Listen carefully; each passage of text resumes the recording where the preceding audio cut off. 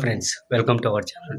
ఈరోజు మన channel topic వచ్చేసి రాజమౌళి హిట్ తప్ప ఫ్లాప్ తెలియని డైరెక్టర్ మన టాలీవుడ్లో. ఆ డైరెక్టర్ తప్ప ఎవరు లేరు.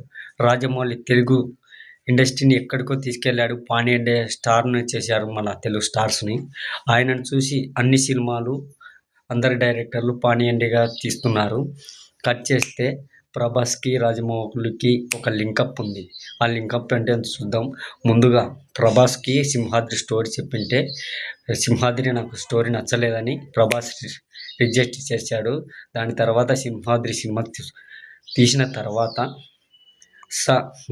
తారక్ వెళ్ళి ప్రభాస్ సినిమా చూద్దామని ప్రసాద్ ల్యాబ్లో వేస్తే, వాయ్ బాబోయ్, ఈ సినిమా నా సింహాద్రి చూసి మెంటల్ ఎక్కిందండి ప్రభాస్కి.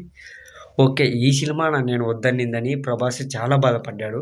అది బాహుబలి ఆడియో లాంచ్లో చెప్పాడు. మనం నెక్స్ట్ టాపిక్ ఏంటంటే, బాహుబలిలో ఒక సిమిలర్ పాయింట్ ఉంది. ఛత్రపతికి బాహుబలికి ఏంద్రనైనా వీడేంది ఛత్రపతి లింక్ ఏంటి, బాహుబలి ఏందని.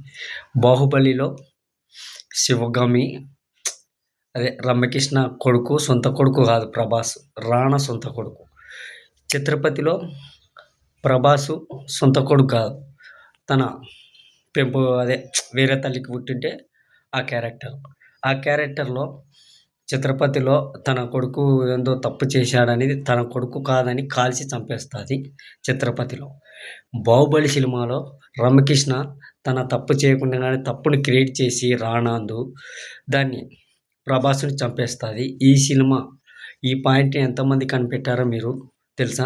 ఇలాంటి లేటెస్ట్ వీడియోలు మా ఛానల్ని పొందాలంటే, మరిన్ని సినిమాల గురించి అప్డేట్ చెందాలంటే నా ఛానల్ సబ్స్క్రైబ్ చేసుకోండి.